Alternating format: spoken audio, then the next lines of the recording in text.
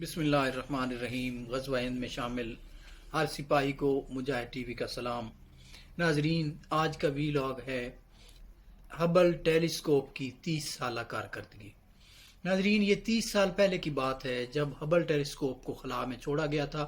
اس کی سالگرہ کی خوشی میں اس تاریخی دوربین نے کائنات کی ایک اور حیران کن تصویر پیش کی ہے۔ ناظرین، ویڈیو دیکھنے سے پہلے مجاہد ٹی وی کو سبسکرائب کریں، بیل آئیکن کو پریس کریں تاکہ ہر آنے والی ویڈیو آپ تک بر وقت پہنچ سکے۔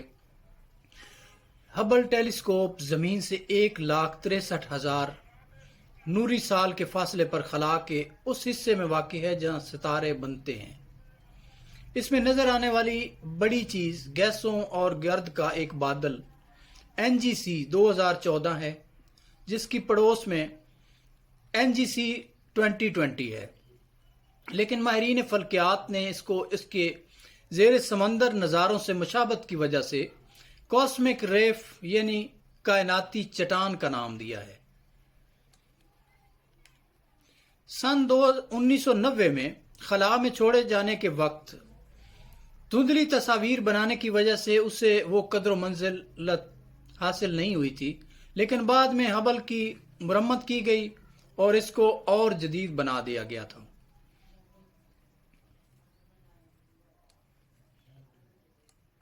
یورپی خلائی ایجنسی ناسا کے ساتھ مل کر اس دوربین کے مشن کو چلانے والے امریکی خلائی ادارے ناسا کا کہنا ہے کہ اس کے لیے پیسہ اس وقت تک فراہم کیا جاتا رہے گا جب تک اس کی افادیت اپنی جگہ موجود رہے گی۔ گزشتہ سال اس ٹیلیسکوپ نے سے حاصل کی گئی تصاویر اور ڈیٹا کی بنیاد پر 1,000 سے زیادہ سائنسی مقالے شائع ہوئے، لہٰذا یہ ابھی بھی سائنسی دریافتوں کے لیے بہت اہم ہے۔ انجینئرز مستقل اس ٹیلیسکوپ کے مختلف سمٹمز اور اس کے کام پہ نظر رکھے ہوئے ہیں۔ قابل اطمینان بات یہ ہے کہ اس کے چاروں آلات، جن میں تصاویر لینے کے 2 امیجرز یا کیمرے اور اجرام فلکی کی روشنی کا تجزیہ کرنے والے 2 اسپیکٹوگراف، بالکل صحیح کام کر رہے ہیں۔ ماضی میں اس ٹیلیسکوپ کے 6 جائروسکوپ یا گردش نما اس کی ایک کمزوری رہے ہیں، جس کا کام اس کا رخ بدلنے اور اس کو اپنے اہداف کی تصویر اتارتے وقت کسی چٹان کی طرح ساکن رکھنے میں مدد کرتا ہے۔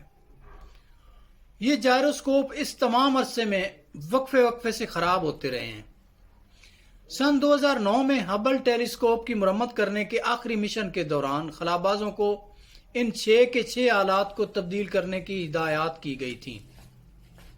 اس کے بعد سے 3 جائروسکوپ پھر بند ہو چکے ہیں، لیکن ناسا کے پروجیکٹ سائنٹسٹ ڈاکٹر جینیفر وائزمین کا کہنا ہے کہ یہ ابھی کوئی تشویش کی بات نہیں ہے۔ ان کا کہنا ہے کہ عام طور پر 3 جائروسکوپس کے ذریعے کام کیا جا سکتا ہے، لیکن انجینئرز کی مہارت کی وجہ سے ہبل ٹیلیسکوپ کو 1 کے ذریعے بھی چلایا جا سکتا ہے۔ اس بارے میں سب کو اعتماد ہے کہ ہبل 2020 کی دہائی میں بھی چلتی رہے گی۔ اس کے بعد جیمز ویب اسپیس ٹیلیسکوپ اس کی جانشین ہوگی، جسے آئندہ سال خلا میں چھوڑے جانے کا منصوبہ ہے۔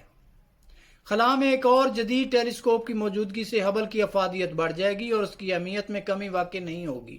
اس کی وجہ یہ ہے کہ نئی ٹیلیسکوپ کو اس طرح بنایا گیا ہے کہ وہ کائنات کی عکس بندی ہبل سے زیادہ طول و موج یا ویلیوینتھ میں کر سکتی ہے۔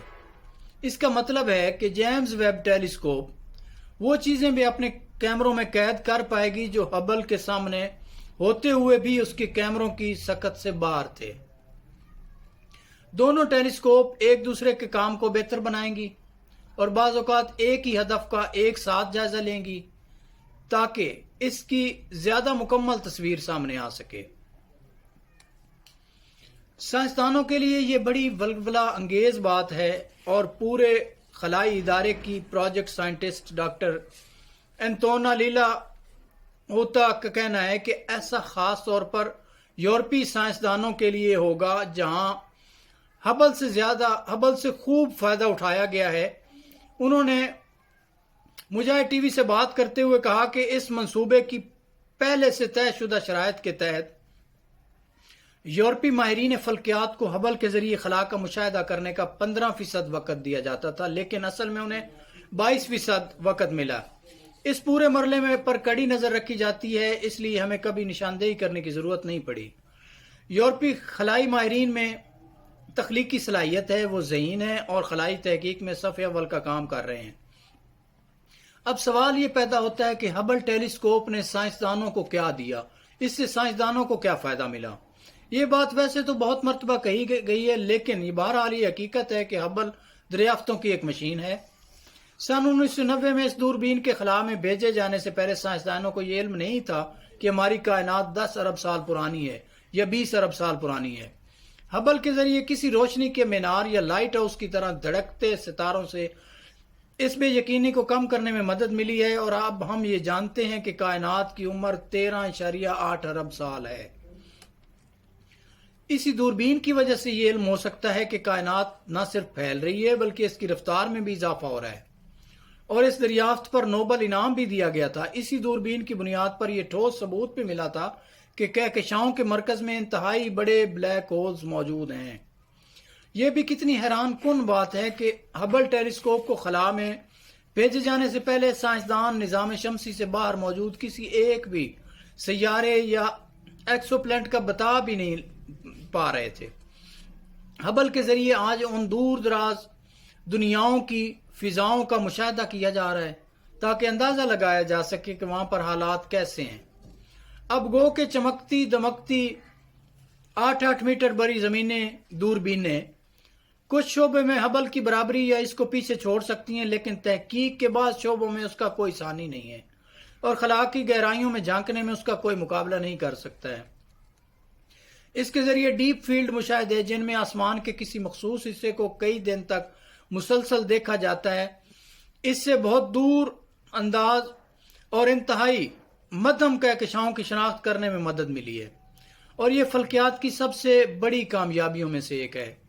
اس تحقیق سے ہمیں معلوم ہوا ہے کہ بگ بینگ کے چند کروڑ سال بعد ہماری کائنات کس طرح کی تھی۔ اگلے سال خلا میں بھیجے جانے والی جیمز ویب سپیس ٹیلیسکوپ زیریں سرخ شعاؤں کو دیکھ سکنے والے آلات کی بدولت اس سے بھی گہرائی میں جا کر دیکھ سکے گی۔ کیتھرین سلویان ان خلابازوں میں شامل تھی جو 25 اپریل 1990 کو ہبل ٹیلیسکوپ کو خلا میں 612 کلومیٹر کی بلندی پر لے جا کر مدار میں چھوڑنے والی خلائی شٹل ڈسکوری پر سوار تھے۔ یہ ساری یادیں انہوں نے اپنی نئی کتاب بینڈ پرنٹس آن ہبل میں رقم کی ہیں۔ ان کا کہنا ہے کہ ہبل کا سائنس پر بہت گہرا اثر پڑا ہے۔ مجاہد ٹی وی سے بات کرتے ہوئے انہوں نے کہا کہ لیکن جس چیز کا انہیں اپنی کتاب لکھنے کے دوران اندازہ ہوا وہ یہ کہ ہبل سے حاصل شدہ خوبصورت تصاویر اور ان کے ذہن الجھا دینے والے نتائج سے خلا کے بارے میں سوچ اور تصورات کس طرح ہماری ثقافت میں سرایت کر گئے ہیں۔ میں ہبل کی تصاویر اشتہارات میں، شرٹس پر، لنچ باکس پر، جسم پر ٹیٹوز اور ہر جگہ دیکھتی ہوں۔